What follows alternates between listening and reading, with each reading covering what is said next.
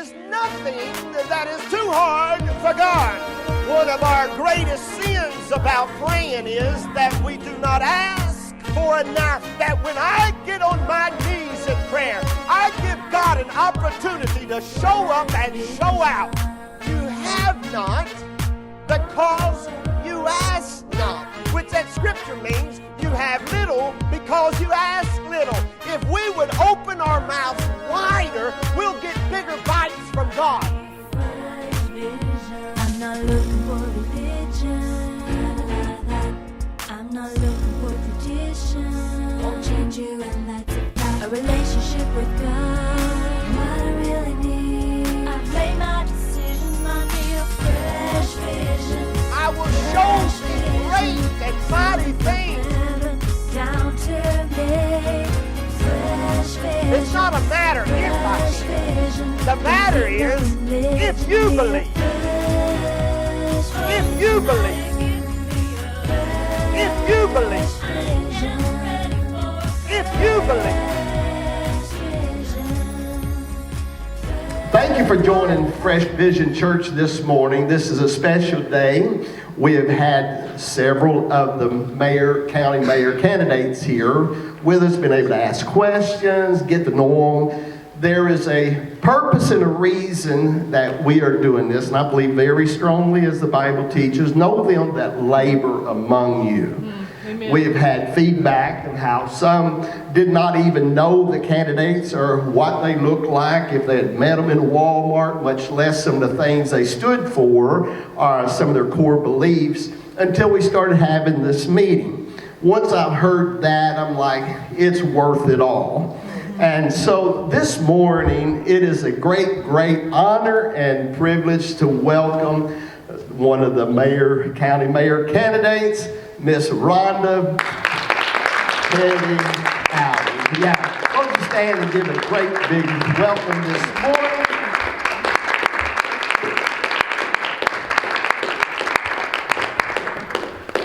You may be seated. Yeah. Oh no. Well, Rhonda, you are in a very busy season of life.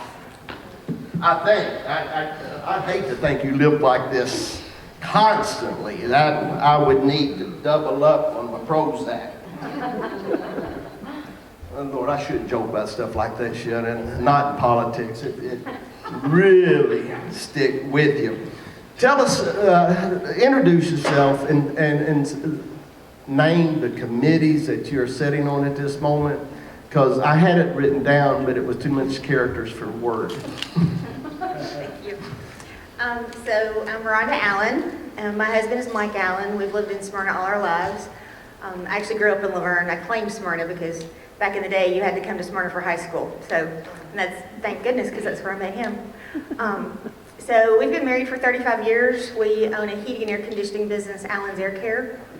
I worked for 20 years on the business side of healthcare before I came home to help take care of our kids and some aging parents. So in that season, when I came home, I had an opportunity to serve more in the local community. And so the current county mayor at the time asked me if I'd serve on the county planning commission, which I was happy to do. So I did that for a few years, and then that sort of got the attention of the next person, And so then our city mayor at the time asked me to run for county commission. And initially I turned him down, and I said, I'm not really feeling it. You never want to be flattered, right? You never want to make a decision based on ego just because somebody asks you and thinks you can do it. So I took a lot of time, and I said, please don't stop calling me. I said, because he called me for several things. And I said, one of these days when you call me, I'm going to say yes. So about 2 weeks went by, and he said, remember how you told me one day you're going to say yes? I really need you to say yes to this one. So I've been a county commissioner now for 12 years. I'm in my third term. I serve on the Health and Education Committee. I'm actually the chair of the Health and Education Committee. And so a lot of folks don't realize that that education is 75% of our entire county budget. So when you look at the operating costs plus what we pay for in debt service, which is basically the mortgage on the buildings, that's 75% of every county dollar in taxes that you pay goes to education, which means we have to do everything else on the other 25%. Wow. I'm also on the budget committee, which is very enlightening. get up there and you think you're going to find all this waste and spending, and instead you go, oh heavens, we're doing fishes and loaves over here, because we stretch it pretty far. Rutherford County runs on a pretty lean budget, and I'm happy to anytime sit down with you and go over it. I get a notebook every year and we can look at it together. I'm also on the ethics committee. Those are some of my key functions in my county commission role, but then also because of that, you get invited to be part of other citizen committees. So one of the things that I've been involved in that I really enjoyed a lot was I was a Motlow Foundation trustee, and I really believe that education is kind of the silver bullet that changes families' lives. Both of my parents, neither one of them were high school graduates. They were fortunate, to get really good factory jobs that provided well for our family and gave us great, benefits, health insurance, all that. So we had a good living, but I can only imagine, my daddy's one of the smartest people I've ever met, and I think he made it through 8th grade. So I can only imagine the potential he could have achieved if he'd had, that extended education. So on the Motlow the Motlow Foundation, I was also able to chair their fundraising for Building 3. So when you go over to the Motlow campus, you'll see Building 3 is there in large part because of my other involvement locally. The other thing that I really enjoyed is I also serve on Rutherford Works, which is the Rutherford Works Executive Committee. It's an organization that's been founded by the Chamber of Commerce, and it is an industry and education partnership. And so what they do is they bring together employers and education partners, and they begin to look at what is it in the education realm we need you teaching our workforce. And then the educators will look at the workforce and say, what opportunities can you give for work-based learning, so that they begin to complement each other, and it helps young people find a path. And then also for economic development for Rutherford County, it helps us grow an educated workforce. So those are just a few of the things I do. Man, you are in some heavy involvement, which my hat is off to you. Also sets you in a position to get a lot of criticism, good and bad. That just comes with the territory, I understand, which I'd had no problems really come up with a lot of questions. I just had to limit it down. But the main purpose, we're not here, no debate, and I hope you've seen in the last two that I'm not being mean.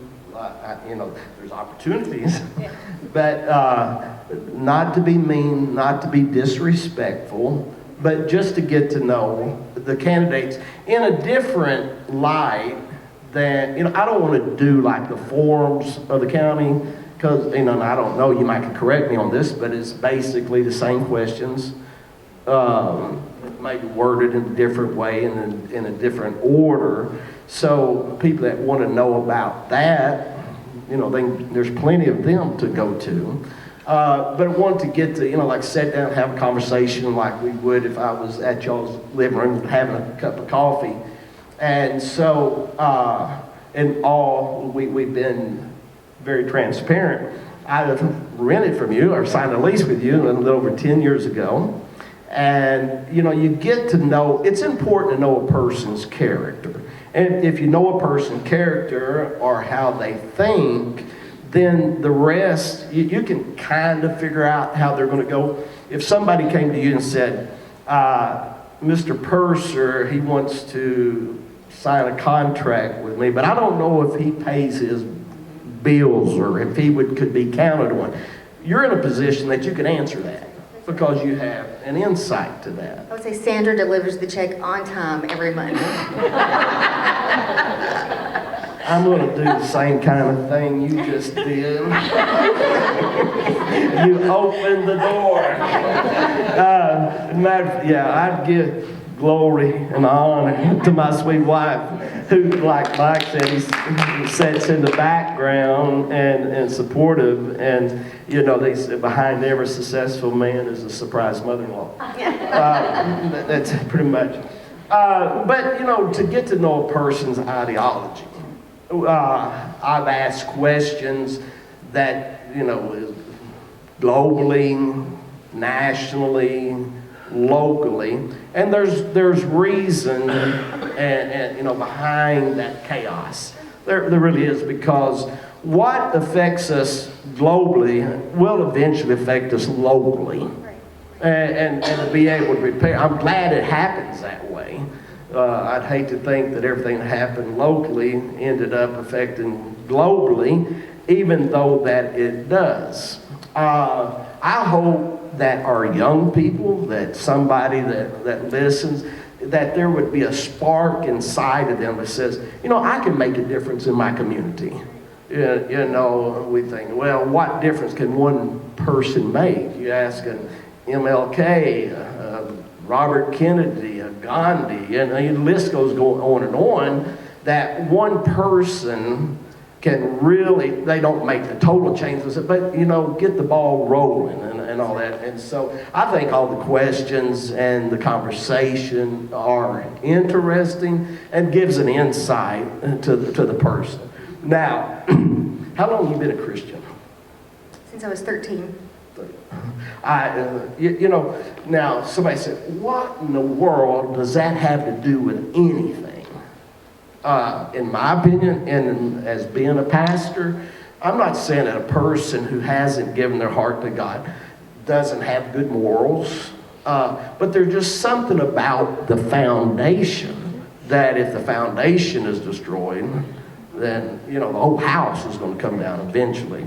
So the questions and conversations that we have, it's really reaching for that to get to know a person. There's been people here who have made a statement and said, we had no idea, didn't think about, a lot of times we would go vote, and as someone has said, their name is what was going for them because their name reminded them of something they really liked. Sadly, that's true.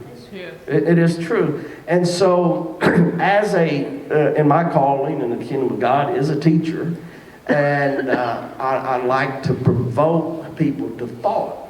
I don't want to tell them how to think, but I want them to think. It's like when it talks about the problems that's coming on our world and stuff, and people quote, they'll say, the Bible says, God won't put, I'm waiting for somebody to finish. More than we can bear. Except that's not in the Bible. But things repeated. Now I know they get script from, with every way God will make an escape, with every temptation and all that kind of stuff. But having the basics, this nation was built on Christian values. Either that or they spent a whole lot of money wasting Bible scriptures on the buildings in Washington, D.C. It's true. And so, anyway, that is what we're doing. And when you mention all that you do, I thought, man, Rhonda, she's kind of like Jesus. She's omnipresent. She's everywhere. And there's the group that helped finance, the Israel Peace Talks and the World Summit. They have a statement: if you don't take a picture, it never happened. So you are everywhere. So let me just start off, and we, made to ask softball questions at the beginning, and then at the end, they're fastballs. Who discovered America? I've been taught Christopher Columbus discovered America. You may have been taught something different. I don't know. No, I was taught I was taught to say it. Okay. Yeah. I just don't believe it. There had to be somebody. There was somebody here when he got here.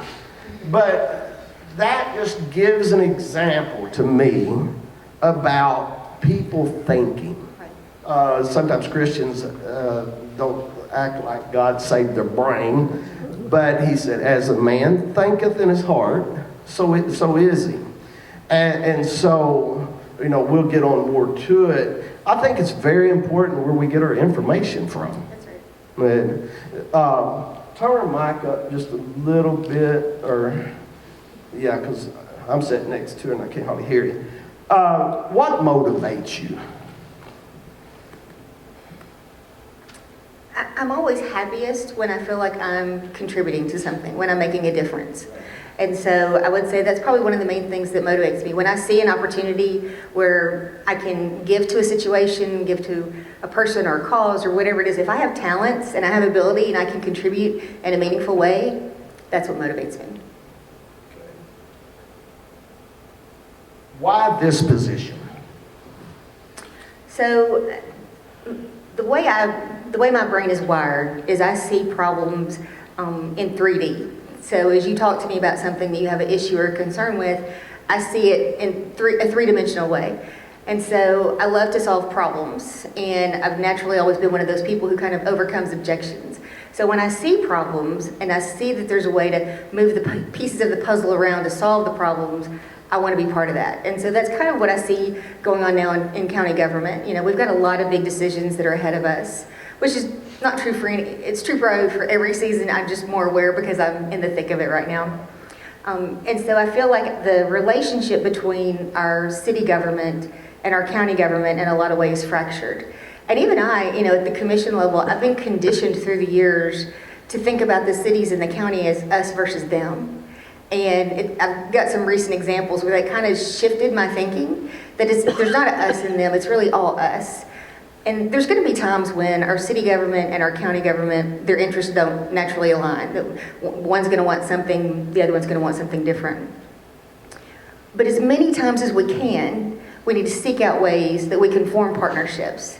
Because, you know, I had somebody at pretty high level, at the state level, we were talking about a industry education partnership, and she said to me, and this was true about many things, she said, if you can't do it, whatever the it is, fill in the blank.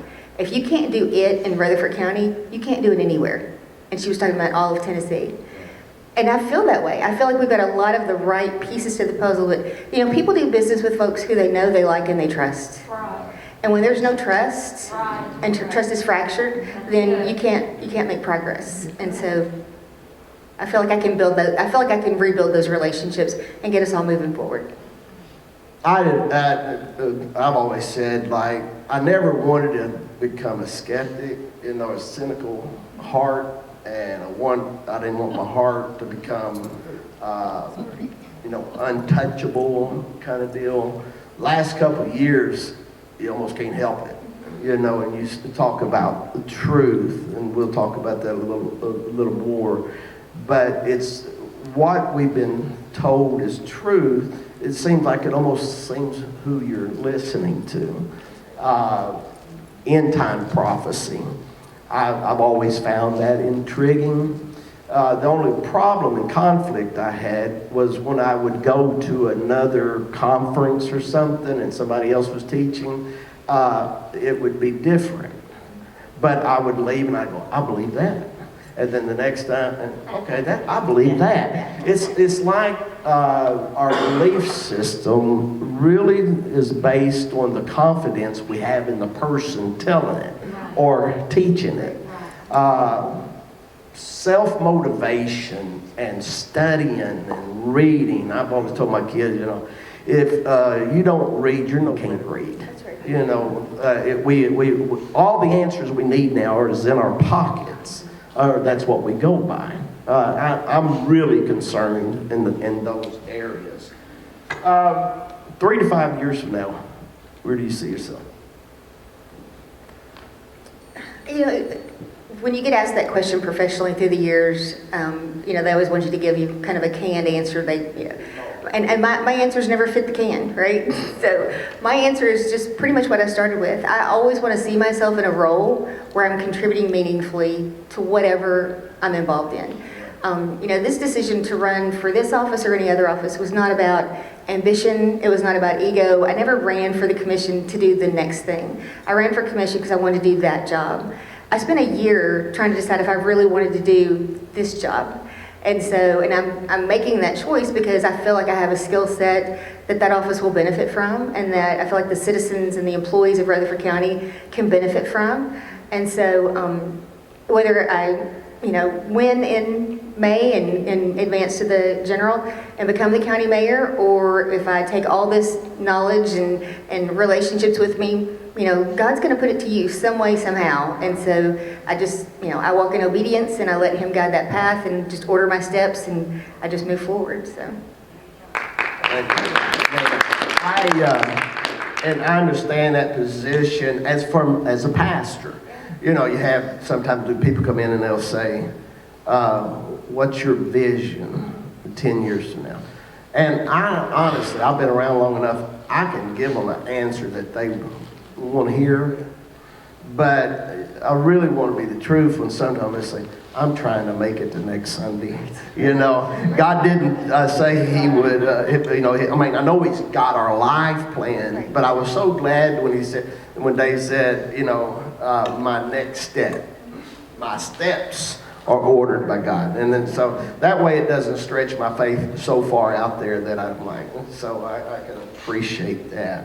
Well, it's like every time I get it, it's easy to get caught up in the whirlwind of a campaign. And people will disappoint you, you can imagine. So anytime something happens that I feel like is the least bit discouraging in this journey, I'm so rooted and I'm so confident that this was the obedient decision for me to run, that immediately I go to that higher place of thinking where I'm like, the Lord has already written May 3rd. He already knows the outcome of this. He knows where my fundraising is. He knows where my sign locations are. He knows where my helpers are because he sent them. So whatever happens on May 3rd is already written. So. You sound awful religious. I'm a woman of faith. I'm definitely a woman of faith. And that's, kingdom-mindedness, to be a kingdom person. Now, I believe a person can be a Christian and not operate in kingdom-mindedness. They come to church, they live a good life, but as far as getting into the professional workforce or to walk into government and then also be in the house of God and worshiping, I think that sums up a whole lot of what kingdom-mindedness is. There wouldn't be in Israel, if God was totally dependent upon Joseph to do what Joseph did. I mean, he could talk to God during the night, God speak to him, and then walk into the government and preserve a nation. Wow. So when people say, the concerns of a person's religious or biblical view may not be important, it's very important to me. If it was boiled down to an issue, a political issue, and a candidate, especially a national candidate, there are some absolutes that's inside of my heart that if that person didn't stand for, don't matter what their RD or whatever was behind their name. Say like pro-life. If a person runs on a candidate runs on a platform that does not support pro-life, they're not getting my vote. But that's how, if it absolutely goes against biblical principles, but anyway, not everybody has to be that way. I just wish they were. What would you say, and you might have already covered this, but what do you say some of your strong points are? So I didn't know that I had this gift, and I'm going to call it a gift because it's not absolute. I was about 35 and I'd gone through a Bible study, and I learned that I have the gift of discernment. When I look at something or someone, I can usually distinguish good from bad the way other people distinguish color. And I know things and I don't know why I know them. And again, it's not absolute. It's failed me. If it was absolute, it would be mine. It wouldn't be God's, right? And so, so I'm very good about listening to someone's heart and listening to their intent and not always listening to their words. So you have to be able to let the noise fall away and listen to what it is they're trying to say to you. And so I think that skill coupled with that discernment is probably the strongest gift that I bring to any situation I'm in. But if everybody had that, because some people think having discernment is really nothing more than suspicion, but to be able to discern is, Lord, I wish we had that just flooding Well, and here's the thing too, so, and part of it is training. It's how you're trained to think. You know, my daddy always taught us, you know, that if you look for the bad in somebody, you're going to find it. You have to intentionally look for the good in everybody. And so, because none of us are all one thing. I'm not 100% the best choice I ever made, and I'm not 100% the worst choice I ever made. None of us are 100% one thing. So he said you have to look really hard for the good in everybody, because it's there. There's something there that's good. But once somebody shows you their true colors, you can never unsee them. Now, that doesn't mean that you're going to be unkind to that person, but you're going to be able to discern who you're dealing with and what the trust level there is. And what you're doing, that is so important, because if you don't have discernment, you don't know if they're patting you on the back or stabbing you. So many things in our world that is taking place that is affecting us locally. It all does. You know, when you look at Russia and Ukraine, and then the president says he's going to help distribute food shortages. Makes you wish there was an election next week, you know.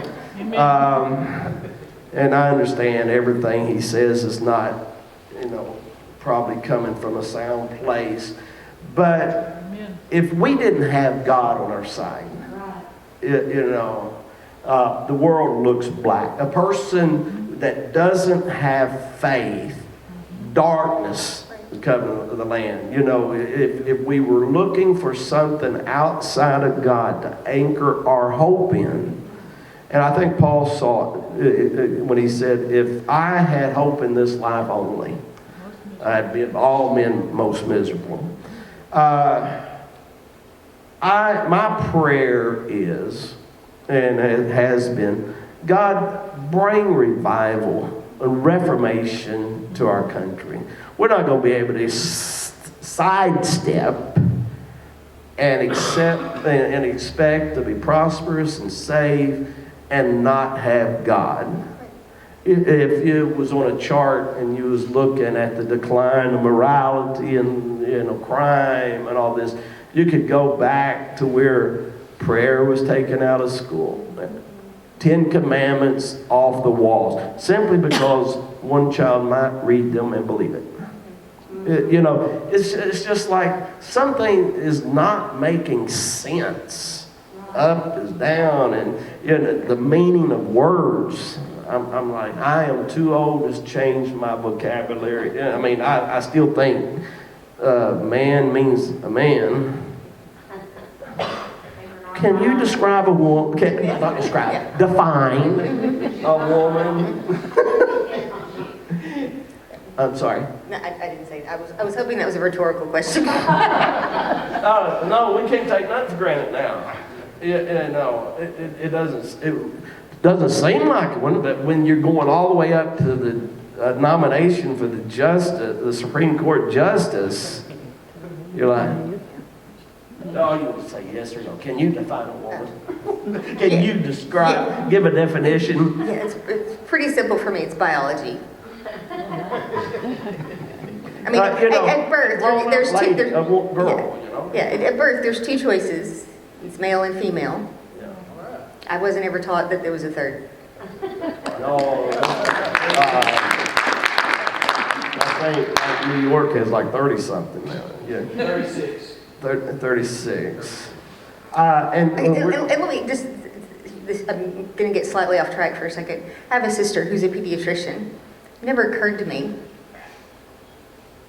how she's supposed to treat a patient that thinks they're one thing and they're actually something different. And so they've actually had to modify their patient medical record chart to kind of help them understand, oh, when I walk in this room, this is who I'm seeing, because the biology means I'm going to treat you one way. The psychology may mean something entirely different for what you're dealing with. But it never occurred to me that as a physician, you need to know, and so that science is not different.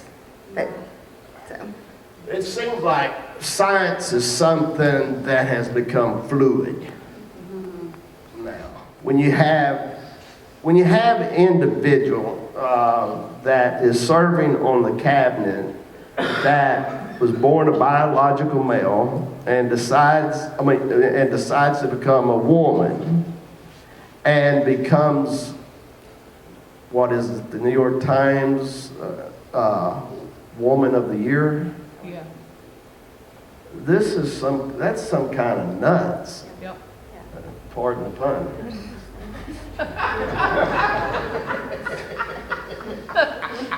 When you, He'll be here all night, folks.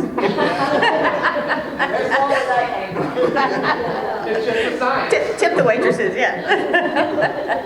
oh Lord. But okay, you got a justice of the peace, a Supreme Court justice that says they can't define or give a description of a woman, and then asks when does life begin, and says she can't say. The Justice Department looks like it's in trouble, because how are they going to, adjudicate, make any choices and decision when you have a boy who swims for UPenn and all of a sudden switches and pretends to be a girl and swim on the girls' team? How are you going to me, of course, the last several years, it's been stand with a woman,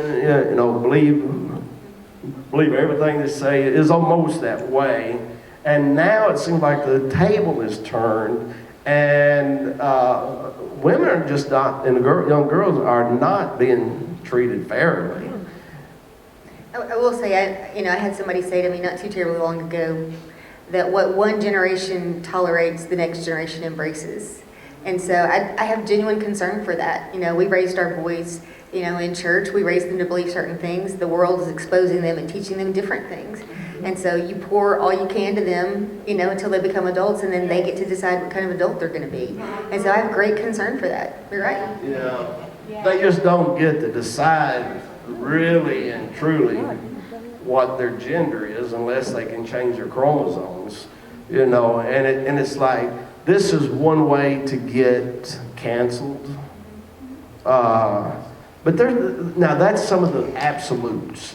In the beginning, God created, Adam and Eve, man and woman, and the very things that God commanded in Genesis after He created man and woman, and He said, "Go and populate the earth, have dominion over the earth." Everything, it seems like, that are major concerns and narratives today is strictly an attack on what God's first commandments were to mankind, to man. It's kindly, it's so. And let me jump in for just a second. So the biggest plea that I would want to make to God's people is be kind to those people. The last thing that we can do is to amplify the situation that they're in by not demonstrating kindness and love and mercy for whatever they're doing. I do not want to be misunderstood. I totally agree with you. Here is a pattern that I've sent, that over time you have seen, and that was, be tolerant to the, okay, that's fine. Lord, we got to love. I think the person we love the least is about how much we love God. But then it's force you to accept that thinking and then celebrating it. That's what you talk about. What we tolerate, we end up celebrating, but it's not a big voice. When you start looking at the people that fit in there. I was in a place of business somewhere between here and Alaska, and on the name tags it had the person's name, then he, his, him, and I'm like, my grandparents would turn over in their grave, and for some reason the mouth and the voice of reasoning and goodness is being shut up, intentionally. censorship, freedom of speech.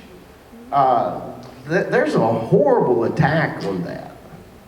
I think the biggest issue, as I see it, is we need to give each other a place of safety to have those conversations, to try to understand one another better. I had an opportunity recently to sit with a black gentleman. It's a new friendship, and so, for example, I was born in 1965.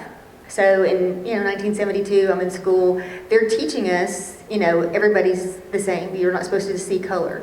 And now they're teaching me that if I don't see color, that I'm not seeing the whole person and their whole experience. And so as I'm having this conversation with this gentleman, he's giving me a very safe space to talk about that and say, what don't I know? What is it, that I need to learn? And I'm not going to say every word that comes out of his mouth I'm going to embrace and take to heart, but I can at least listen. And like I said, we had a very safe space. He said, don't censor yourself. Don't pick your words carefully. He said, let's just talk. Right. And so that's the thing, is we just don't give each other that space of safety anymore to just talk. And, when you look at things from a national standpoint, and then bring it home, to our community locally. And, in our business, we got, people in and out that we meet daily. The narrative that it seems to be pushed down our throat is not how people feel. Most of the churches that I have ministered in up to, until COVID came, was African American churches. I identify as a black African American that can play the organ and preach with a ha-ha. It's not working out too well. But that's what I mean. And we got this, you can just identify in whatever you want to be. In New York, now see, this is one of these things, we step outside of our boundaries, but it's like it starts at the gate of the city and works its way on down into the Bible Belt.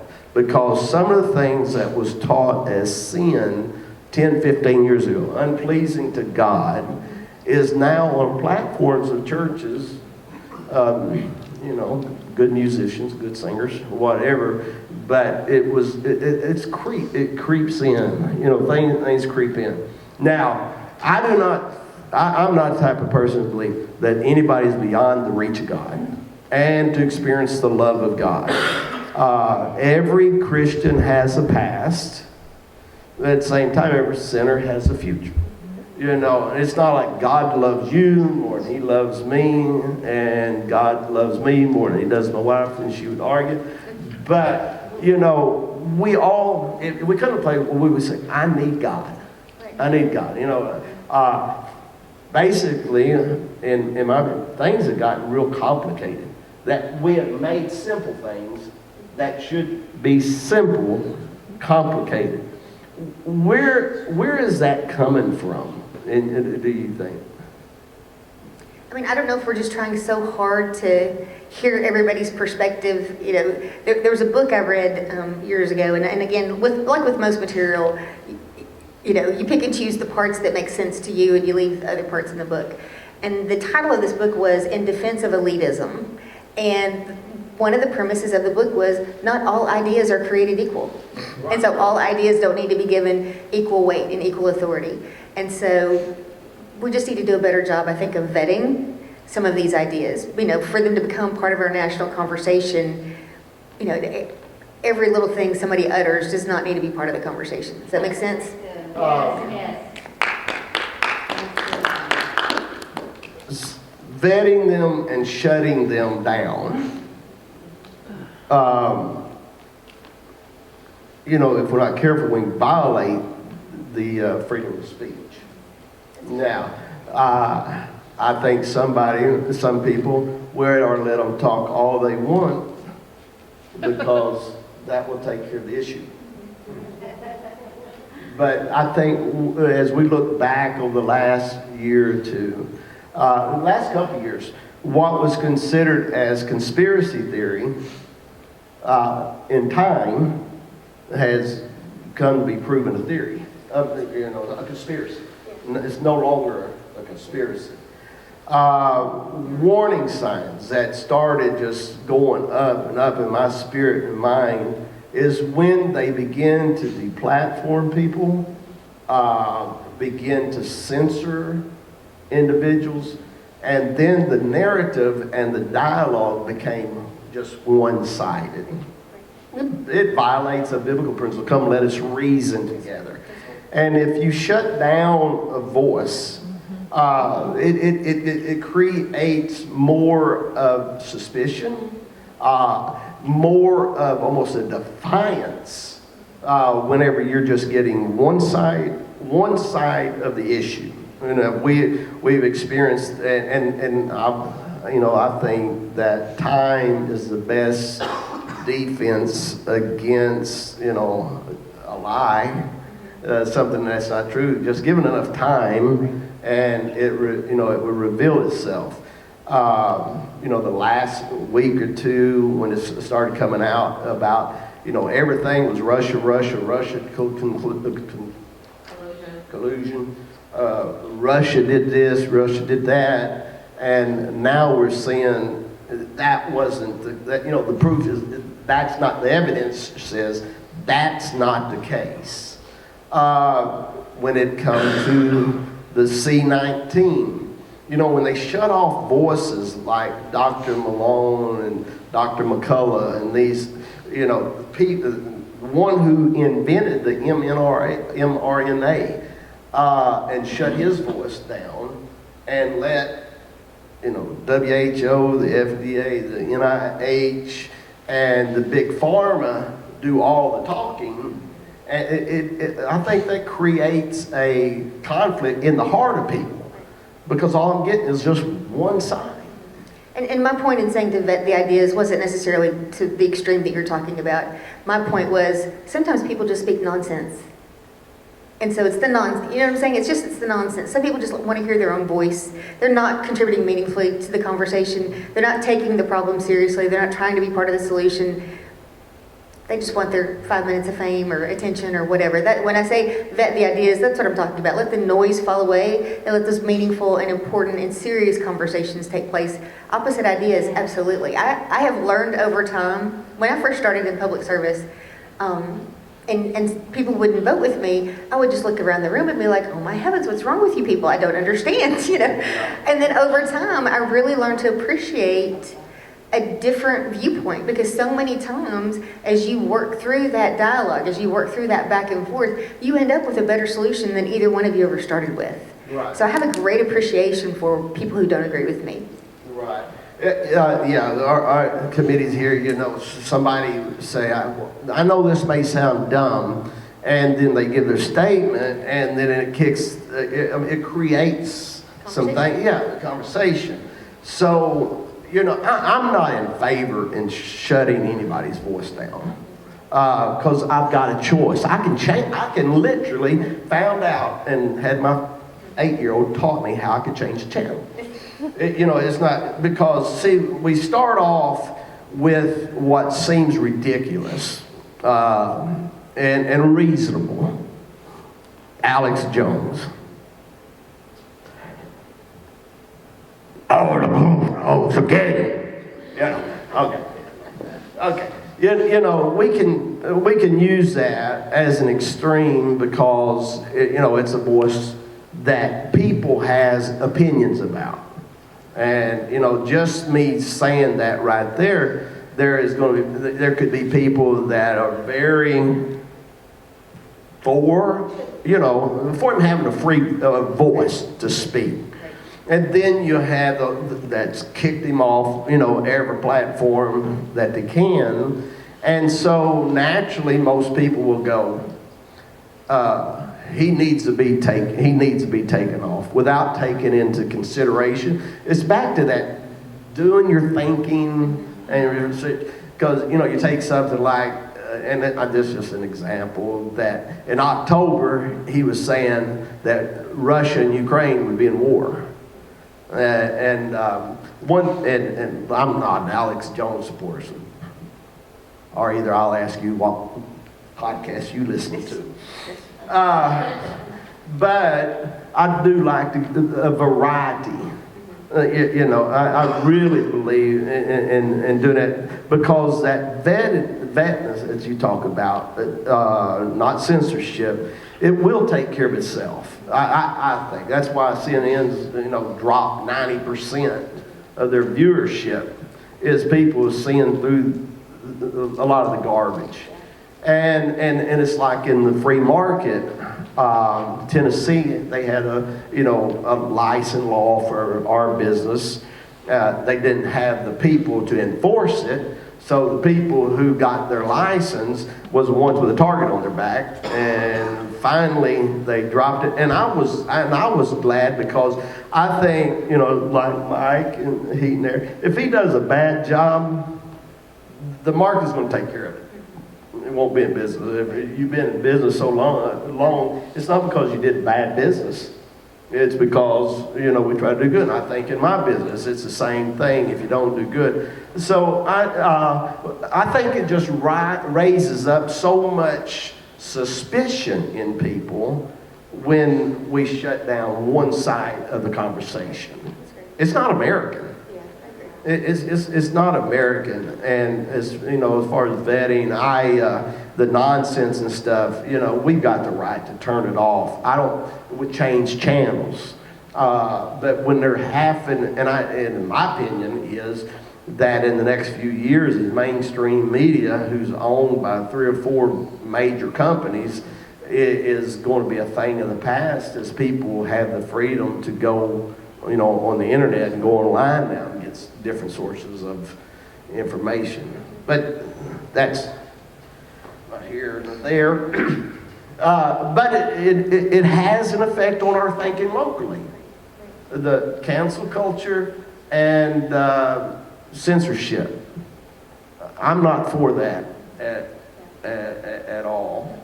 You take like Joe Rogan, because his doctor prescribed ivermectin, hydrochloroquine, vitamin drip, and all this, and he was better in a day or two. It's almost like people would rather he died than to share that story. Yeah. Because you start having like people like Vanilla, what's that group, Nelly Vanilli, and some other people's songs? Milli Vanilli. They started wanting to take other people's songs off of Spotify. It's just, we're old enough. I'm old enough. You're much younger than me. Old enough to remember coming through. See, I was in the 3rd grade when busing started, when they started busing. And so the way they arranged it for what class you'd go to was alphabetically. I got put into my class, and you're chairman on the committee, and so you'll appreciate this. In the 3rd grade, I was put into the class, and the majority of the class in the 3rd grade had it. They couldn't grasp it. So Miss Rogers, what she decided to do was take the whole class through 2nd grade again. Okay? When I got to 4th grade, pretty much the rest of my school years was handicapped because I missed 3rd grade.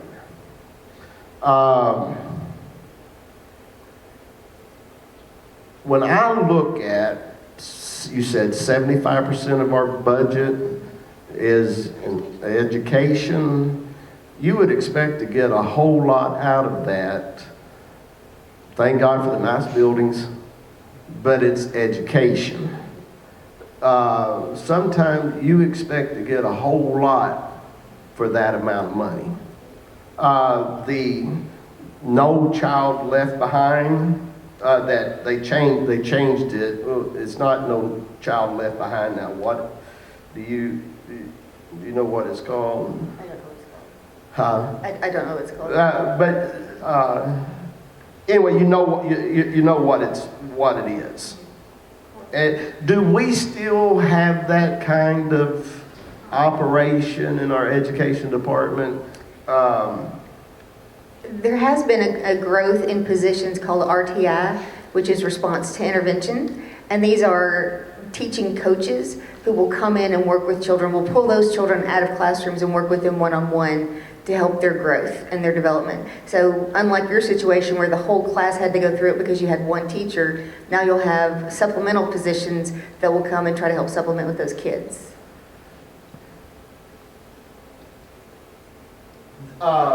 The bill No Child Left Behind, and I'm looking through here because I do not want to misrepresent it, but it's more like it was to focus on, say, poor children.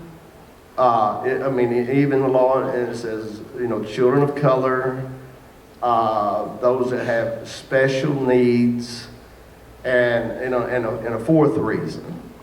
They are honorable, but it leaves out the child. The child that's left behind is the one who has parents who taught them to read before they got to school. And so therefore, it seems like, and also money talks so much. Money is an amplifier. I do not believe money is evil within it, in itself. I think it amplifies what's inside of it. So it's, when you start, and this is where I need you to set me straight, okay? Because when I look at it, it's as if it is important that our, children, the young people, classroom, school, meet a certain score to continue to have that money to flow in. It's like we study for the test and not for the education. And so this is, I'm glad you brought that up, because this is an interesting point, a good distinction that a lot of people don't make in county government. And that is, so much of what we're allowed to do and so much of what we're expected to do in county government is dictated by the state legislature. So, like as a county, we are a subdivision of the state. So we're not allowed to do... Say that again. As a county, we are a subdivision of the state. So we can only do the things, I'm just talking county government, I'm not talking about education, I'll come back to education. As county government, we are only allowed to do those things that are specifically granted to us by the state legislature. So, and I am coming back to education, but so an example would be, for example, on planning commissions. A municipality, a city, they have a lot more authority than a county does because they have their own charter and they can make stricter rules around things like planning, architectural design, review on developments, things like that. At the county level, because the state legislature has not granted us that authority, we're not allowed to have an architectural review committee. So it's just little subtleties like that where people say, why does the Dollar General store in Williamson County look nicer than the one in Rutherford County? Rutherford County is not allowed to have architectural review. So it's the same reason why it looks nicer inside Murfreesboro city limits than it does outside in the unincorporated area, right? So there's little things like that that people just don't realize are at play. It's the same thing with education. Our school board, our central office, our teachers, our schools, they have to play by the rules that are designed by the state. So if they're teaching to the test, it's because they're meeting state standards. Right. That, I am glad you brought it up, and kind of, I'm not going to get off this subject too far. I think some people have the opinion that the county mayor has more authority than they actually do, or vice versa. That to know the role that they're playing, and for people to be able to understand that. That every student succeeds act is what they changed it to, and I didn't want to misspeak on that and have to be corrected over something that I wasn't aware of. But so where does your boundary start and stop? And when our counties, 70-something% of their budget is education, where does your authority, the authority of the county mayor, start and stop? And to explain it where a 5-year-old can understand it. So basically, your county mayor is the CEO of the county. So he has fiscal responsibility over designing the budget and working with, working with the department heads, working with the other constitutional officers to help pull together the entire overall budget. One thing people don't realize is that elected officials do not answer to each other. So the school board does not answer to the county commission. The county commission doesn't answer to the mayor. The mayor doesn't answer to the county commission. The sheriff doesn't answer to us. An elected official only answers to the law and to the people who elected them. So if we've had different things come up through the years where people have criticized our elected officials, and they'll turn to the county commission and say, why aren't y'all doing something?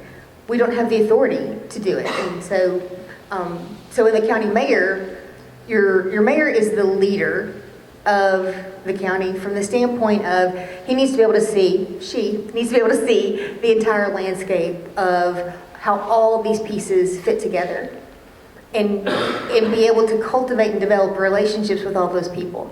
So for example, you've got a Board of Education that they have, vast majority of the responsibility in how they manage that budget.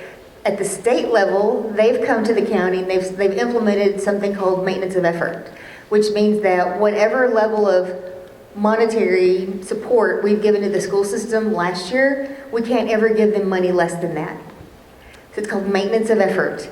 And so they're saying you must maintain your effort in that area. So we can't cut the school's budget, which is part of the reason that every time they come and ask for more money, we scrutinize it so closely, because that's a forever commitment. So you're not in a position to cut their budget? We cannot cut their budget. That's a state decision. We cannot do that. It seems like to me that government bureaucracy has gotten so convoluted that it creates a great opportunity for the buck to be passed, and no responsibility being able to be pointed at one group or one individual. It's like, okay, let's follow this thread. Where does the buck stop? With the voter. It stops with the voter. And the reason that I say that is, so many times, and I have a great deal of respect for our state delegation and the work that they do in Nashville. It's just like, when you'll hear a silly law be passed, right? And it'll be because somebody somewhere did something stupid, so we had to have a law to protect other people from doing that stupid thing again. I'm sure at some point, there was probably a county who was struggling. They needed to cut their budget, and so they underfunded education. And so the state came in and said, nope, you can't do that. Hands off education, you gotta manage your money somewhere else.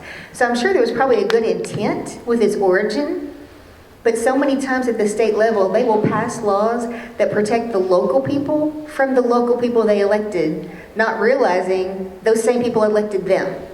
And so they insert themselves a lot of time in between that relationship of local government and our citizens. And this is one of those examples. So the voter, the county mayor can't cut it, which mainly means you don't have any there's not much leverage there to be able to walk into a school and see these BLM posters, LBJQ, XYZ posters, gay posters onto the public that we pay for, halls, and not be able to do nothing about it? The county mayor cannot do anything about those things. It's pretty much just a government school, isn't it? Yeah, it's a public school, yeah. No, government school. I'm not sure the distinction. What are you saying? You're using that word for a reason. What's the distinction? It's government instead of a public school. It really, I think the definition would be a government indoctrination center. Yep. If we honestly looked at it. Because reading, math, and all this, it seems like that's been set on the side. We need everybody to be able to pass this test, so this score on this test, so we can get our budget, if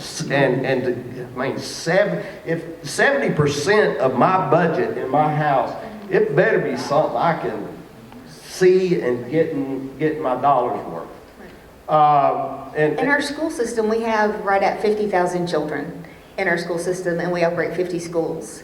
And I think there's roughly 6,000 employees in the school system. So it's a big organization. How many we have in prison? Oh, I don't know. I know the jail runs somewhere in like the 600 to 800 range, but that's the local jail. I don't know about state prisons. Yeah. See, it's like it's become big government, big government. Now, you're running as a Republican. This is a question that has been presented to me. Are you a real Republican? Are you a rhino? And how long have you not been a Democrat? I voted for Ronald Reagan when I turned 18, so I would say probably about that long. And he made a great statement, and that's a great reference, because he said, I did not leave the Democrat Party, they left me. Right. You know, my grandparents, my parents, they were Democrats. The Democrats, let's put it this way, good Republicans, a good real Republican would really be a good Democrat back in the 60s and 70s. Right.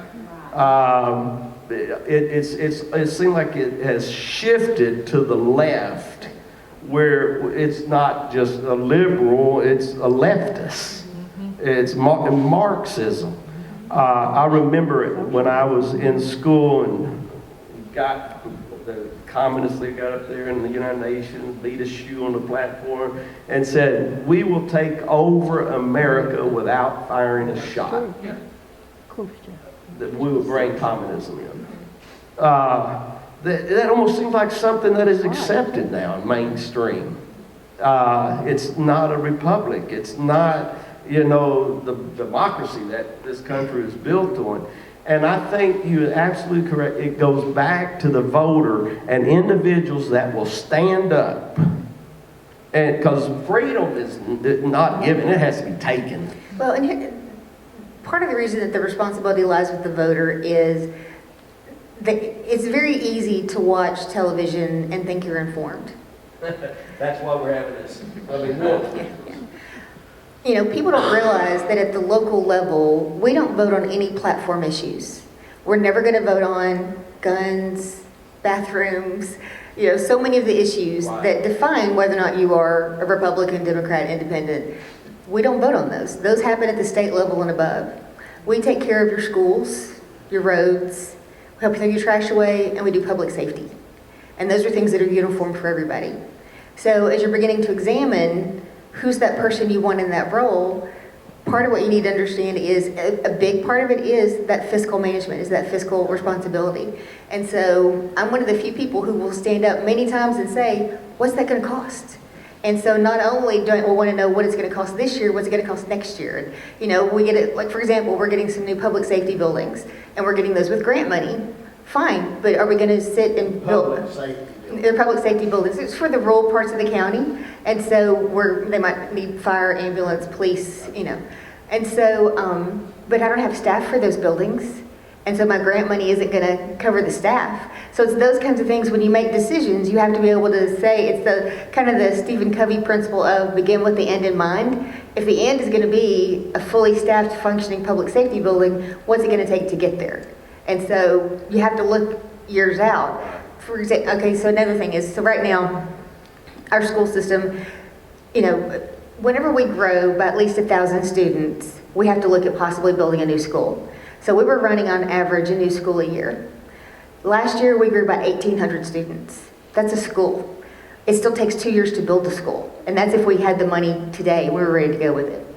So it's a very complicated process of trying to look at and manage long-term all of the pressing needs.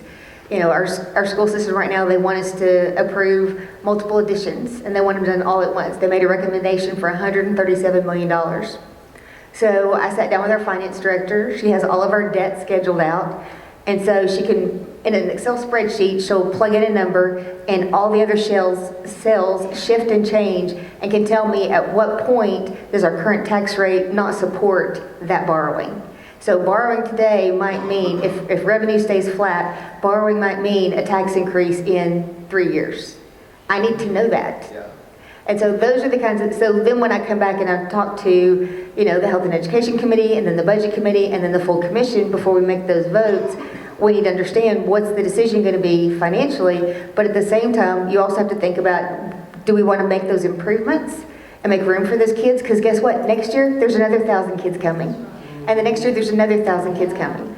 So it's trying to plan for all those things, juggle all those pieces. There's a lot of moving parts to county government. But yeah, when you talk about being, a rhino, Republican, whatever, that financial piece, in my mind, is the most important piece of this evaluation. Dividing, would you say that financial deal would be the defining of where you stand as political party? Because Republicans, are known for wanting to cut taxes for everybody, but at the same time, they got the thing, and then you got the Democrats who tax everybody. And Well, so here's the part about governing that I really wish people would appreciate, and that is, when I came on the commission in 2010, there was a brand new commissioner who came on beside me, smart, sharp, sophisticated, professional guy. And once they laid all the groundwork out for us and said, okay, we're going to need a tax increase, he didn't disagree with anything that was in the budget, but he said, I ran on no new taxes. And I got really frustrated with him, and I told him, I can send my child up here to hit the no button. That's easy. You need to elect people who are willing to sit down, do the hard work, and solve the problems. And sometimes if that means a tax increase, no, I'll vote for it, but it will be the last resort. I will have tried to do everything else short of that. And then on the flip side of that, I'll have teachers say, why don't you just go ahead and bite the bullet and, do a big tax increase and, take care of the salaries, etc. I appreciate the thinking behind that, because we are behind in salaries. They're not wrong. The problem is... everybody in here feels that exact same way. Right. But, this is what I said to them. I'm a steward in this time. I'm sitting in this chair for this moment in time. I don't know what the guy behind me is going to do. And so I feel a responsibility to be as good a steward, as good a caretaker as I can of those finances, and not make a risky decision like that. Because like I said, what happens to the guy behind me isn't as conservative as I am. So as you're looking at your county government and you're looking at how does Republican, Democrat, Independent play into this, that fiscal management is the important piece of evaluating this role, I think. Which, we have seen individuals run as a Republican simply because it benefited, the votes, because there's going to be people going to just go down the line, vote R, and they assume they know what they're thinking, and then we end up with a Congress like we have. And so that, I can understand that. Having our money, and it's our money that we're given, big government, more government, getting away. Government cannot tell me better how to spend my money than I can. With my children, I was willing to bite the bullet, and this is how important education is to me. And honestly, I was the principal of a Christian school before I came here. Most Christian schools, they have to go to the church every month to get subsidized to do that. Nobody told me I could do that when I started. So 5 years we never went to the congregation to receive any money. The school operated on its own self. Education is so important to me, and conviction on how I felt about it. That even though I paid county taxes and state taxes for the government school system, that I would sacrifice to send my children to a private school or a Christian school. And I know a lot of people, when they say that, they go, well, that's because you're wealthy. No, we cut out things in our life because that's a very, very important conviction and issue in my life.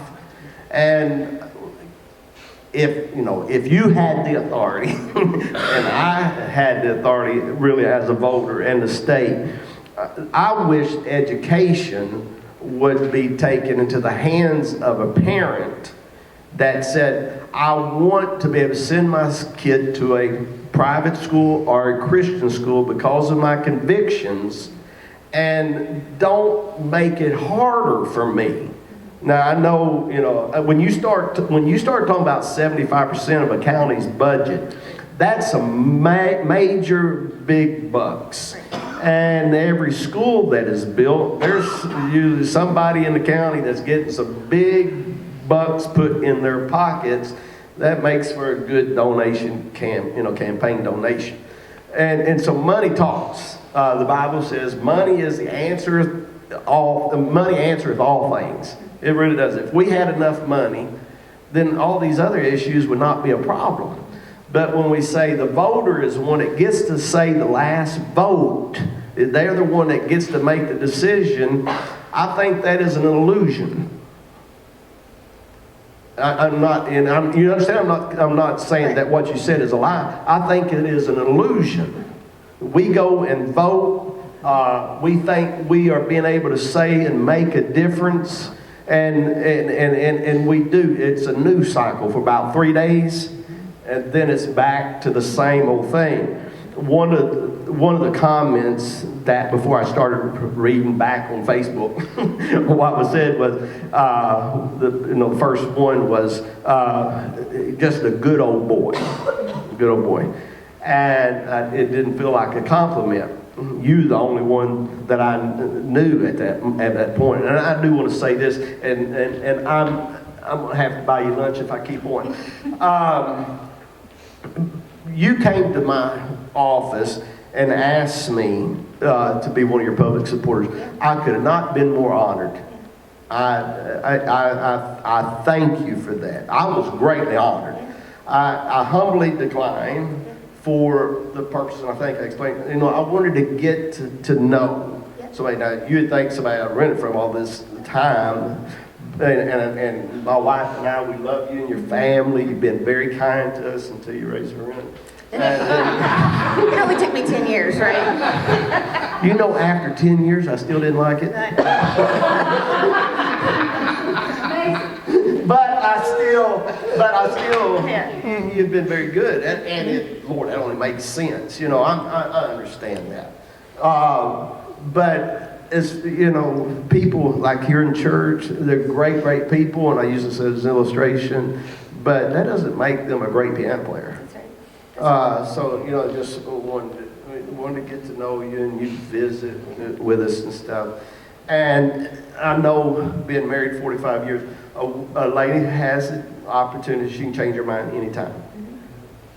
And with information that has came out over the last 3 or 4 years, has it changed your mind and thinking in certain areas? Now, here's another one of the Facebook questions, and I got asked because I only get like 3 of them. The rest of them is like, "Why is your church doing this? You devil." But they want to know: are you a never Trumper, or after his administration, had your view of him changed any? So the biggest struggle that I have with him is not his policies, it's character and it's behavior, because he didn't exhibit any behavior that I raised my sons to exhibit. If you just want to discuss policy, I think some of the policies were good. I know they were good for our family, financially. So if you can make that distinction, then I can. What policies? Because you said some of his policies, which means there's some policies that you don't. There's just some that touch my heart, touch our lives, and some that don't. It was my thinking. Right. How he dealt with corporate taxes and things like that. Pass-through income, passive income. Regulations. Yeah, regulations. Those were definitely more positive for our family. And those people don't care about things until they're personal, and that's true about everything. Right. And so those were personal for us, and so those were the ones that I cared about. Right. Yeah. And let me add just one more thing, because you made me think of this when you were talking a second ago. Well, and this is where I started when I said people, think that they're informed. But it doesn't just stop with the voter at the voting booth. They need to watch those meetings on television. They need to understand what their county government does, what their local government does, because when an issue is personal to them, when they do want to come advocate for something, they need to know that they're going to the right source. And they need to understand what the scope of authority is for that source. So like, for example, with the county mayor, even though you're the leader, we have a county commission that has 21 individuals in it. Those 21 individuals are the ones who cast votes. The mayor doesn't cast a vote. They can cast a vision and they can cast leadership. If the mayor's elected as chairman, which ours currently is, if there's a tie, he can cast the deciding vote, but that's the only time that role even votes. So same way with, planning commission. People will come and they will speak out against, a new development or this or that. We want to hear their feedback. We want to hear their input, but there's also property rights at play. So just like you have a right to enjoy your home, in private and quietly, that developer, that farmer whose kids are not going to farm, has a right to sell his farm. So it's those kinds of things where you need to know who you're talking to, you need to know what you're advocating for, you need to know you're in front of the right audience, because so many times they'll get frustrated and say, well, I've just been passed around and around. Well, it's because you started at the wrong place. Right.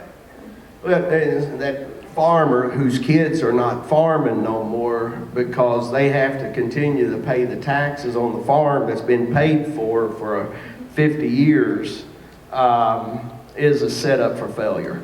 It's against. It's against the working man. I am not a big fan of our government. I love the republic. I like what our country was founded on. But if you had a scale from 1 to 10, and you're talking about from our original state and the freedoms, man, I'd put that about like a 2, stretching it. Because it's almost turned into an illusion, and the only thing that has, us being a tyrant and dictatorship type of people, is it hasn't been formally announced. I'm concerned for our country for that, for those kind of reasons. What starts off like a good thing, where the government gets this, I don't know if you're old enough to remember when they started saying you had to wear seatbelts in the cars. Oh man, that messed up a lot of stuff, because we like laying in the back window. We like riding in the back of the trucks. But some of the older, wiser people seen this as an intrusion. Then there was a place you could not smoke. When I was in school, there was the bull ring. We all went out and smoked, because I've got a signed permission slip from my father, who was a pastor. They knew that wasn't right. But an intrusion into our lives. Big tech. It's almost like fascism is coming, or is here. Almost. The position, and I used to say this, but the position, say like the president, someone who has a position with no power is very frustrating. And as you now have explained, county mayor, it seems like you are spending a lot of money to get into a position of no power. That would be very frustrating. The power's in the relationships. That's part of the reason why I said it's so important that people do business with people they know, they like, and they trust. And so, one of my strengths is people. One of my strengths is relationships. Even years ago, I was taught a business principle that I think is true, which is you don't get in life what you deserve, you get what you negotiate, and you don't get anything if you don't ask for it. And so a lot of times I'm able to look at, again, that whole landscape and see what is your genuine need. Not what are you asking for, but what is it that you really need. And the same thing with all those other pieces. And so I just think it's something I'm pretty good at. It's one of those things, when I begin to talk about it, I sort of light up a little bit. People have those things that they're passionate about. This is one of those things I'm passionate about, I care about, I think I'd be good at it. Networking, very strong. The business I'm in, when I first got here, you passed by another one in that position, and they would give you the bird. And I'm like, man, this place is big enough for everybody. So I would just start sending jobs to that person to build the relationship. And so now I think it's a good industry for networking. With the setup of the government, you know, for somebody to be in a position to be able to take the responsibility. County mayor, you got your commissioners, you got your committees. You know, they say a camel is a horse that was designed by a committee. You know, to be able to somewhere along the line to say, this is where the buck stops. You know, instead of it being able to be, it's almost like European football. It's just passed off. And that's none of your doing.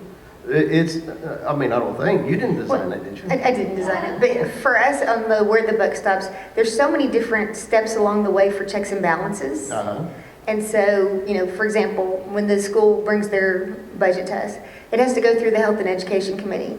Then it has to go through the Budget Committee. Then it goes to the full commission. So it's been vetted through the Board of Education first, which is an elected body, and then 2 more committees before it gets in front of the full 21 folks. So you've had a lot of people look at this. You've had a lot of people scrutinize it and examine it and say, okay, we're comfortable proceeding with this plan. So I like the checks and balances of it. Are you surprised or are you impressed with the amount of parents that get involved in the decision making?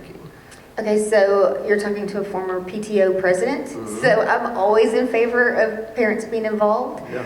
I think it makes, you know, the teachers need help. I mean, that's the #1 complaint you hear in our school system is that kids aren't being parented. So there's so many who don't have that in their lives. You took all this time to get to that question I asked you a while ago, is where is the problem? Where is all this created? Is it at home? Is it the education system? Because, you know, it's almost like parents expect the education system to put the foundations in them for their life, you know, experience or whatever. And then we bring them to church for 2 hours on Sunday, and how come my child is not, you know, wings not letting yet? Listen, I had a chance to sit with a retired principal who I had interactions with while she was employed. And it's funny how they'll tell you things once they get out of the system that they won't tell you when they're in it. And she'd been retired for about 5 years. We met for coffee. I thought it was going to be a half-hour meeting. We sat for 2 hours and ended up crying, listening to the stories of the things that she went through with those children and their families. It's heartbreaking, you know, to be able to see it up close and personal and know that, you know, you can have some little bit of a difference. She was so eager to support me, you know, in my campaign. She said, you made such a difference, you know, at our school, you know, your advocacy. I felt like our encounters were brief. I didn't know they were meaningful until somebody sits down with you and says, this is the impact that brief encounter in my world had on hers. Right. So it's heartbreaking, you know, what these kids are going through. And, you know, I've got a sister who's a school teacher. It's like the Peace Corps. I mean, it really is. It's that rough. They, when the discipline is taken out, when you have, you know, positions without authority is frustrating. And you're expected to perform, you know, the miraculous. And then, you know, when the state and the Fed voted down and said CRT is not allowed to be taught, then you have teachers who still bring that ideology into the classroom. And as a grandfather of a mixed family, you know, you got one that is as tanned as my shirt, and the other one is, you know, got beautiful color and a glow, and come home from school with, like, you know, they start in, yeah, you don't have to do the laundry because you got white privilege. Might not have been that bad, but, you know, that conflict in their mind. Or, you know, I've heard other parents, they come, you know, need an ear to lend, and said, my child has been indoctrinated and told by the time you get out of here, you will be gay. That kind of stuff, you know, it's not just misteaching. To me, it's demonic. Right. You know, that if we could just get back to the education, but that's not your department. You just sit on that committee. Well, here's the other thing, too, though, and I feel like you've touched on this a couple of different times, and that is, honestly, strengthening our churches is going to strengthen our families. Because that's really where it's got to start. You know, the education system wasn't designed there to give your kids their morals. I love the way you just twisted that around and dropped it right back over here. No, I agree with you. I agree. Somebody had, God gives somebody in our country a backbone. Well, here's the thing for me. Like, I remember growing up, my parents were believers, but I never saw my dad in church. He went hunting on the weekends. I didn't know real men went to church. Yeah. And, my mom got to the point where she would take and drop us off. And then I had, a pastor move in down the street and had a foster child close to our age. So we rode with him. And then eventually when my sister got her driver's license, she would drive us. But it was always God put godly people in our path to lead me to where I am. And it's not that my parents didn't give me that foundation. They just weren't as committed to their faith as the other people that God was putting in my path. So when I talk about, strengthening churches, strengthening those families, that pastor who lived down the street from us, I can't even remember his name. I remember the daughter's name was Peggy, But it's right, that's the thing I'm talking about, where in terms of strengthening your churches, strengthening those families, that you can't bypass that and expect to have a great country. Right. And God help us. There's been all these statements, and I think you really, honestly, when you talk about the school, the committee, and all the input, that's pretty much the scenario of it, isn't with the landfill. It's all, where the 21st, they pass amendments to the OEBPDC. TDEC. Yeah. It's like out of our hands, but we want you and Mike to go get the trash and do, Is it in the scope of thinking the county can stop these other counties from bringing their trash here? You've got armchair. I tell everybody it's easy to have all the answers when you don't have all the facts. Yes. And so people want to oversimplify this issue. I've tried to put it, there's two different ways I want to answer that. One of the things is when you look at going forward, what's Rutherford County going to do going forward? Imagine you're a teenager and you've been eating supper your whole life. Somebody's been buying supper. You didn't buy it, but you ate. Then you turn 21 and now you got to buy your own supper. That's where Rutherford County is in terms of trash going forward. We've had free disposal, free tipping fees, also been receiving a host fee for allowing the landfill to be there. When that contract ends, when that's gone, It don't end, does it? the contract will have a life. The life expectancy is the life expectancy of the landfill, but then they still have a post-closure commitment that they have to follow it for another, I think, 50 years. So so the answer is twofold. One, we have to figure out what are we going to do going forward in terms of where we're going to take our trash. The contract that Rutherford County signed 20-some years ago that allowed them to bring in outside trash, we can't do anything about that existing contract unless there's a couple of things. Wes said it's multifaceted. Let's say we want to take them to court and we want to try to, make that relationship end. If we do that, then you don't know what the consequences of that decision are going to be, because we can either spend a lot of time, energy, and effort in trying to end a contract that's winding down. Because if you talk to the folks at the landfill, I think the latest number they've said is 2.5 years, that it's got another 2.5 years left. So if that's how long it has left, then let's don't take that time and energy fighting them. Let's put that time and energy going forward, figuring out what our solution is next. The flip side of that is you have a landfill there that's going to be there forever. And so many of the issues that the folks in that area are dealing with can be dealt with once it closes. So the quicker it closes, the better off we're going to be. So, but there are still environmental issues that we have to deal with long term in dealing with that. But as soon as they can cap it, and cover it with soil, that's going to make the odor go away. But they still will have ongoing responsibilities for that landfill. Pretty sure it's 50 years. Yeah.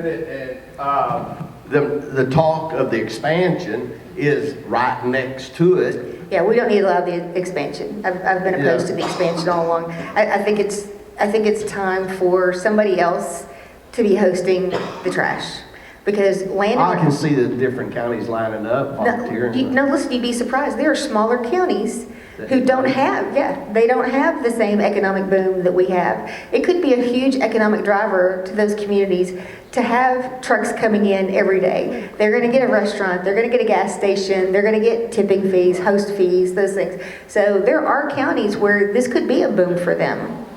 Now, the flip side of that, though, is I'm hoping there's some really exciting things that are in the works where that could really potentially innovate how we dispose of trash.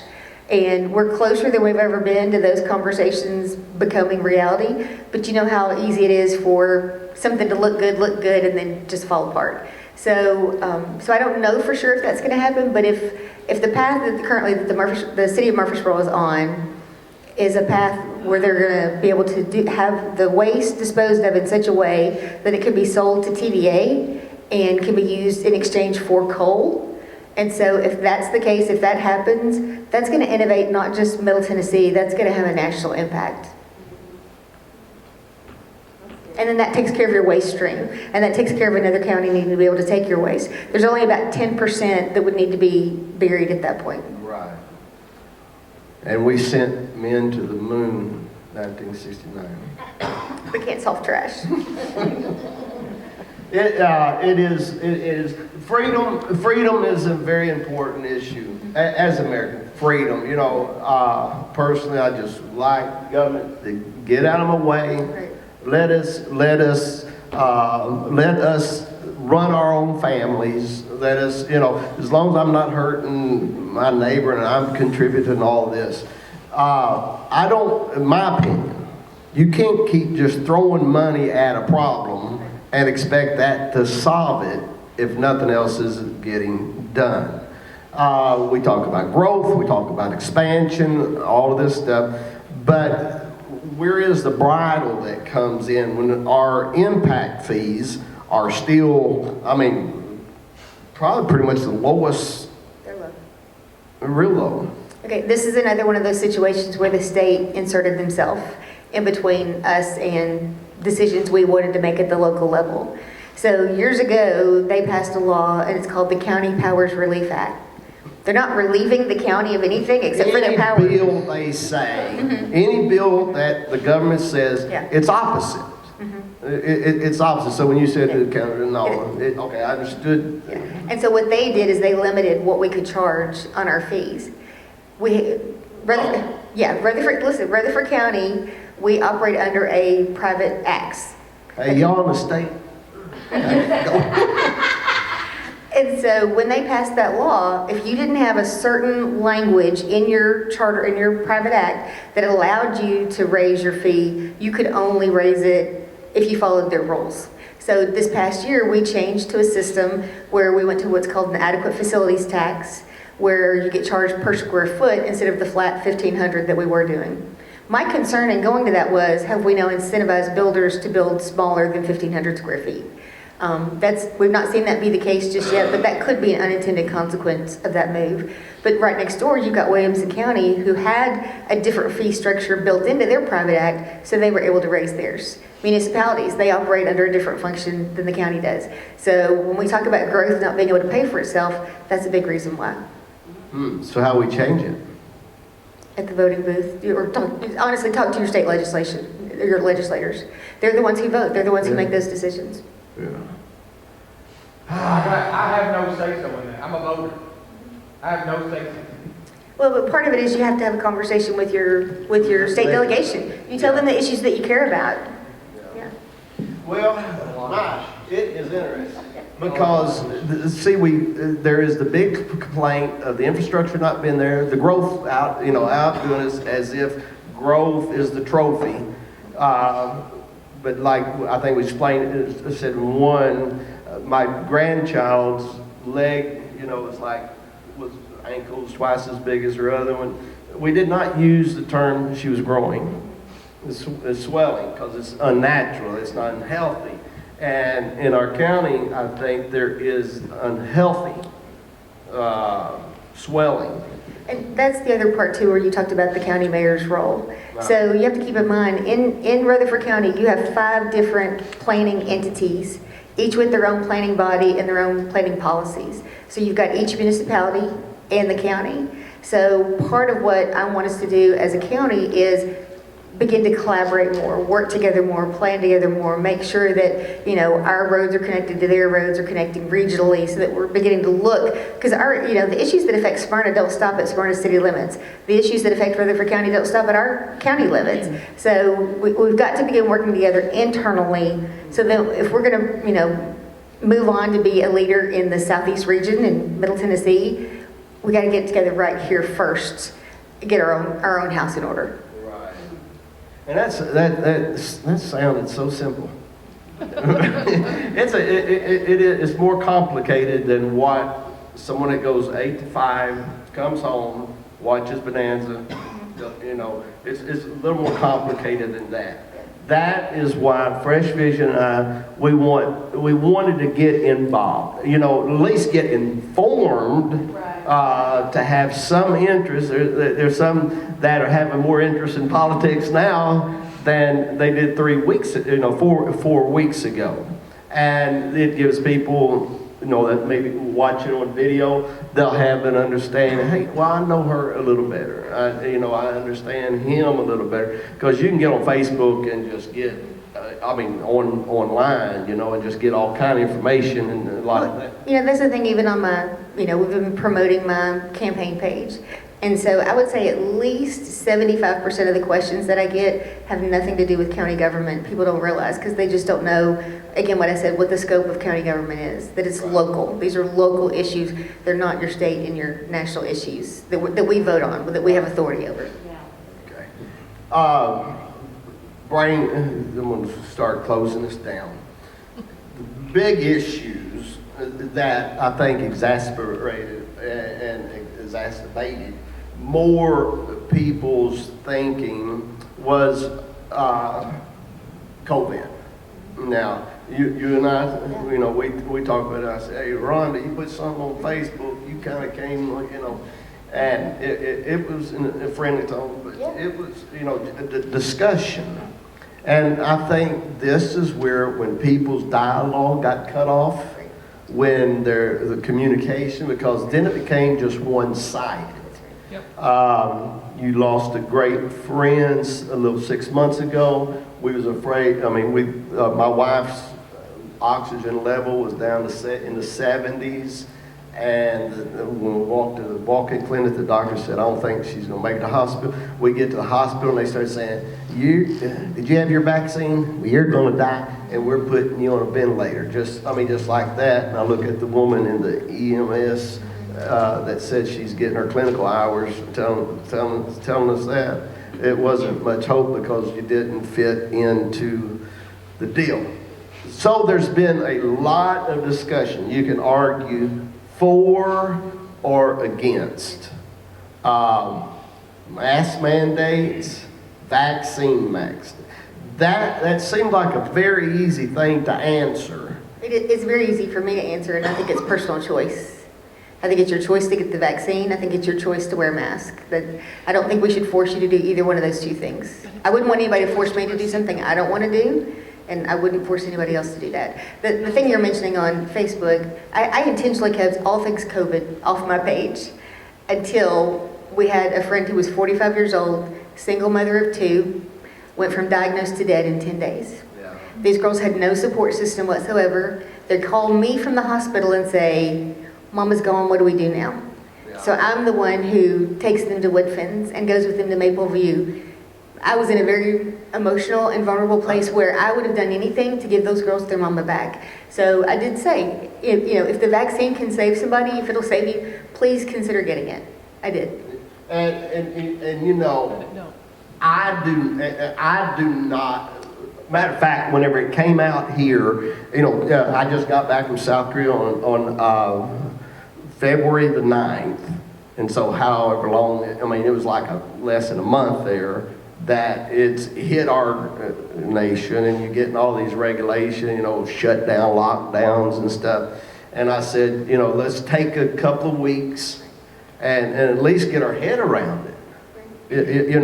And it was like, okay, we've got all these things that were recommended you to do, but after people got a chance to do the research, It was like, okay, we got to shut down the church.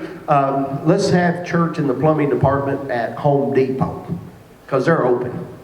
We shut down the churches, but the bar, the tavern, still open. Essential. This started creating confusion in people's minds. And so over the last couple of years, when you get to see the collusion in between the WHO, the CDC, the FDA, Dr. F, the big pharma, his relationship and his marriage, and all of this, and the money that's transferring hands and all this, normal people could get kind of like, okay, don't tell me what to... we talked about following the science, easy a while ago, but when something is not allowed to be discussed, it just becomes propaganda. That trust issue brought down. And so while some was screaming, demanding vaccine, I just read last night where they are scientists creating vaccine that is transmitted to others who have not been vaccinated and implemented into our food, which then raises a question: what is this vaccine all about? Really, I know it's conspiracy theory today, but and our world is losing confidence. We got to get back to church, get back to God. Amen. And the only thing that I hope, just like I said before, when people know better, they do better. COVID taught us a lot. That whole experience, that whole pandemic experience taught us a lot. So if we're ever faced with anything like this again, and I pray that we're not, at least we'll have that experience. We'll have that wisdom of hindsight that we can apply that we didn't have going into this. Never been nothing like that. Not in our lifetimes. The policemen want a raise. EMS, the sheriffs want a raise. And there's people that want better grass on the soccer field. There's people that want, say, swimming pool. Fireworks at 7. Have we lost our freaking mind to not think this stuff costs? Because when I get through saying that, I'm going to tell you, you better not raise my taxes. But that's the point that I was telling you, is that you can teach anybody to go up there and just say no. It's when you get in there and you roll your sleeves up and you do the hard work and you look at the situations, you look at where the need is. It's just like when you have to change the windows at your house or get a new roof at your house. You don't do it because you want to. Deferred maintenance has an expense. Right. It's the same way with our salaries and our staff. We can spend all this money training them and getting them ready, and then if we lose them to other counties, they're going to pay them better. What do we gain? So you have to really look at, again, when I talked about that whole landscape and all the pieces and the long-term effect of that, every raise is going to also mean an increase in their pension and going to be an increase in the taxes that we pay for them. So there's always a cost to everything. So a big part of it is evaluating that cost and what's a cost and what's an investment. And so investing in staff that you're going to keep and retain could be worthwhile. What someone else might call an investment for me may be something they robbed from me. There's a stopping point somewhere except the United States printing press or the Federal Reserve printing press. That when you're smacked with reality, and this is something that I hope people will take to heart, to realize things can't continue on as they have been. It looks like extreme pain is setting at our doorsteps. Things that we cannot, ignore. This generation has not experienced the pain that if you look on the horizon, and I'm not a prophet of doom and all that, because in next Sunday or two, I'm going to be addressing that. We have hope. We have hope. It's not the government. But when we look over the scope of things, it almost seems like judgment is standing at the door. I believe every king that Israel had was ordained by God. Some of them led them to the blessings, some to the discipline that God had because of their sin. We want healing for our land, and as misquoted as it was, it still goes back to the fact, and listen, my people, which are called by my name, humble themselves and pray and turn from their wicked way, then I will heal their land. We try to do everything else except that.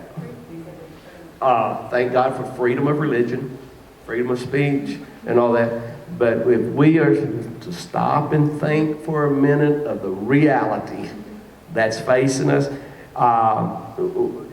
food shortage, everybody knows. They watch, they're well informed. They watch CNN. When you get through all of this hardship, pain of having everything you want, seems like it's going to be tested. Well, you probably have better stories than anybody as a pastor to know this. People don't turn to God when things are good. Right. Never grown on a good day. And so if that's what it's going to take to turn people back to Him, then that's what it's going to take. And that's not a bad thing. If you're a student of the Reformation and revival in our country, there were cities that at noon, with nobody announcing it, people was headed to the city square to pray. Judges had to be let go. Police officers were let go because there was no cases. That seems unreal, but that is the kind of God that we serve. He's real. Amen. Give us revival. Hey, thank you. You got anything else that you'd like to say? I want to say this just really for your congregation. This is not for, if you want to put it out there, you can, but I really just want to share this story with them and more importantly, I think with you, because as we talk about, our testimony through the years and times that our faith is tested, there's a story that I tell about you that I don't know that I've even ever told you that I think you might enjoy. So in 2007, Mike and I bought the building in town that has the Donut Palace in it. Anybody who remembers it knows that it was the armpit of Smyrna. So right at the time when we bought it, my father got sick, lived with us a short time, passed away. 4 months later, his mom got sick, lived with us a short time, passed away. And so we just lost a year. Well, in that year was when the market crashed. So we lost a whole year that we're paying for a building, that we're going to get to when things calm down. So then we began to sink all this money into it. And of course, it's a very old building and there's always lots of surprises. And it just seems like one thing after another. It finally gets bad enough that we've spent all of our savings, we spent every dime that we had to invest into it, is just in it. So that I even had to end up liquidating my 401k just to get it finished, because it had to be finished in order to turn into anything, right? So, we're advertising it, we're leasing it, trying to figure out all the different ways that we're going to utilize this building, because what our original plan for it was not to be landlords.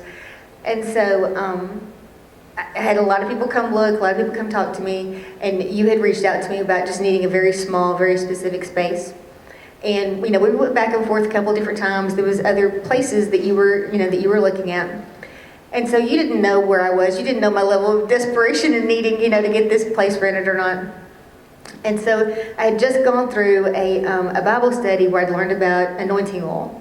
And so I had gone to Lifeway and I bought a little bottle of frankincense and myrrh. And so I went to that building and I did a cross at every door. I anointed every door and I prayed over it. And my prayer was, dear Lord, let this building be a blessing to somebody, even if it's the people who get it from the bank after it goes back. I just gave it over. And it was right after that when you came to me and you said, I've got this other place. They're offering me a better deal.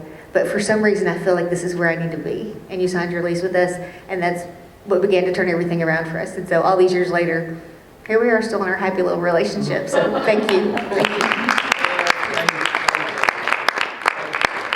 I want to pray with you, and thank you so much for coming, and I much appreciate it. Father, we thank you today for Rhonda and her family, and what I feel, God, she would not be doing unless she felt it was a calling and a place that you have appointed to her for whatever reason. We know, Father, that our family, our community, our church, our country is more important than the position. We just ask that if that's how you choose to use us, that we approach it humbly. And while we're in your presence, humbled by your glorious acts of mercy, and that we'll take that same humility from that encounter with you and walk into our community with the glory and the testimony of Jesus Christ being the Lord of all. Knowing, God, that the position doesn't make the person makes the position. We don't know what smile or kind act, behavior that we may do, how it will impact those around us, that our community and our state, nation, world.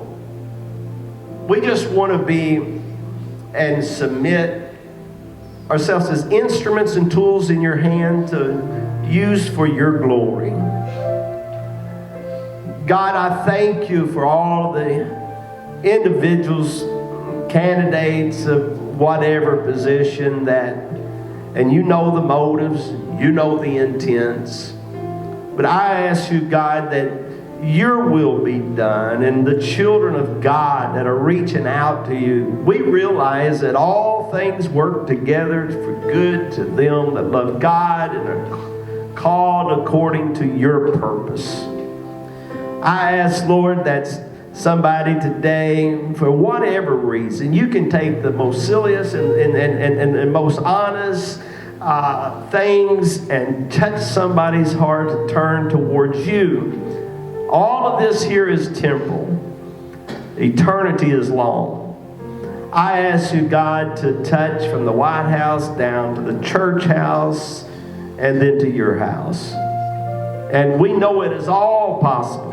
All things are possible to them that believe. I pray, God, that the candidate that gets this position will be one that will come to you seeking wisdom and guidance. You are the answer to every life's problem and every life's situation. And so, God, we submit ourselves under the mighty hand of God. And we know that if there's any exaltation, that you will do it in your time. And we ask it in the name of Jesus Christ. Amen. Amen. Thank you for joining us, Fresh Vision Church. If you do not have a home church, we welcome you home. Prodigal son, there's no reason to stay away. We're praying for you. We're praying for our city, our county, our country, and our world. It's a simple answer. It's Jesus Christ. We invite you to come and be a part of our worship services on Sunday morning at 10 o'clock. You need anything, we will pray with you. You do matter. And we encourage you to live your best life now with Jesus Christ. God bless you. For God, one of our greatest sins about praying is that we do not ask for enough. That when I get on my knees in prayer, I give God an opportunity to show up and show out.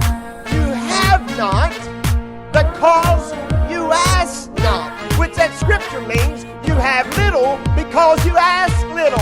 If we would open our mouths wider, we'll get bigger bites from God. I'm not looking for religion. I'm not looking for tradition. Won't change you, and that's about a relationship with God. What I really need. I've made my decision. I need a fresh vision. I will show you great and mighty things. Down to me. Fresh vision. It's not a matter if I see. The matter is if you believe. If you believe. If you believe. If you believe.